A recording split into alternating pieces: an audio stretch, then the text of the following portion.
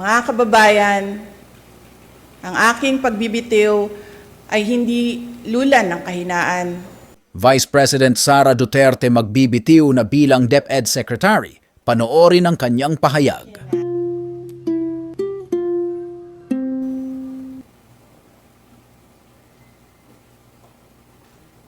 Hello, magandang hapon.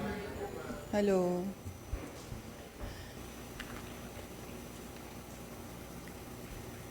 To our teachers, words can never capture how grateful the nation is for your sacrifices, for your passion, and for your unrelenting commitment to rearing the youth.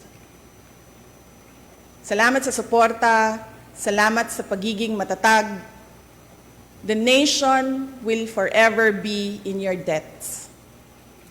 Sa 2 taon nating pagsasama, ang kwentong nabuo natin ay kwento ng kapit-bisig na pagtaguyod sa adhikaing maitatag ang isang bansang makabata at batang makabansa.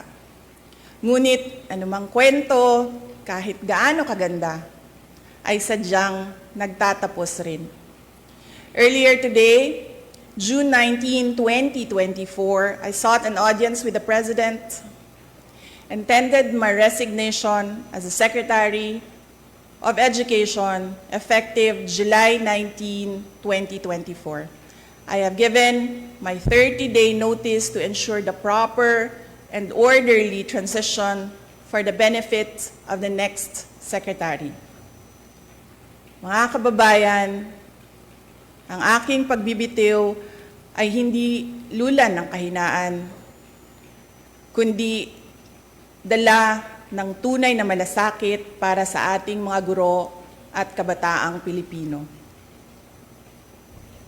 Bagamat hindi ako magpapatuloy na mamamahala sa kagawaran, patuloy pa rin nating itataguyod ang kalidad ng edukasyon na nararapat para sa Pilipino. Hindi man ako ang tumatayong kalihim ng edukasyon, mananatili akong isang ina na nagmamatyag at titindig para sa kapakanan ng bawat guro at bawat mag-aaral sa Pilipinas.